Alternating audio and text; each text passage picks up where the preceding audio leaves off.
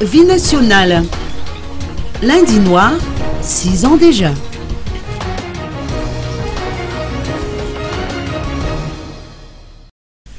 26 janvier 2009, 26 janvier 2015.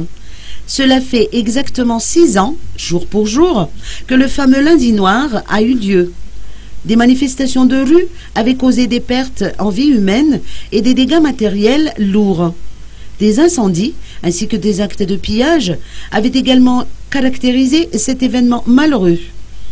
Le groupe Tico, appartenant à la famille Ravalman, ainsi que des opérateurs spécialisés dans la technologie, faisait partie des victimes.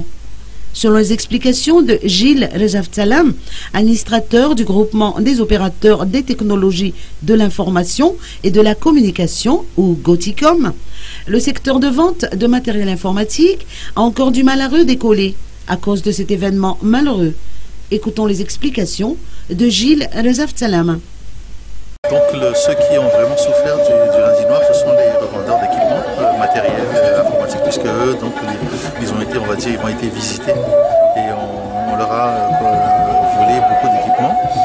Donc eux, jusqu'à maintenant, ils ne s'en sortent que relativement, tout simplement parce que le plus gros de leur marché, c'était les grands projets liés essentiellement en fait, au grand financement des bailleurs de fonds et des partenaires financiers.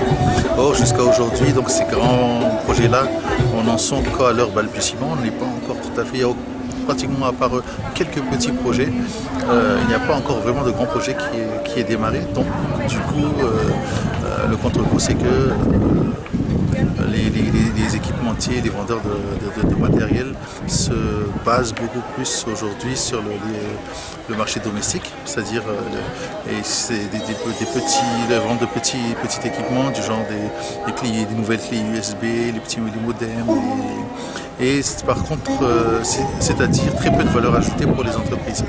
Parce que ce qui apporte la valeur ajoutée, c'est les grandes solutions. Les solutions de réseau, c'est les grands ordinateurs et tout ça.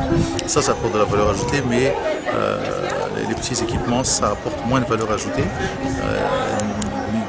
Ça permet peut-être juste de subsister, mais pour une bonne croissance, ce n'est pas suffisant.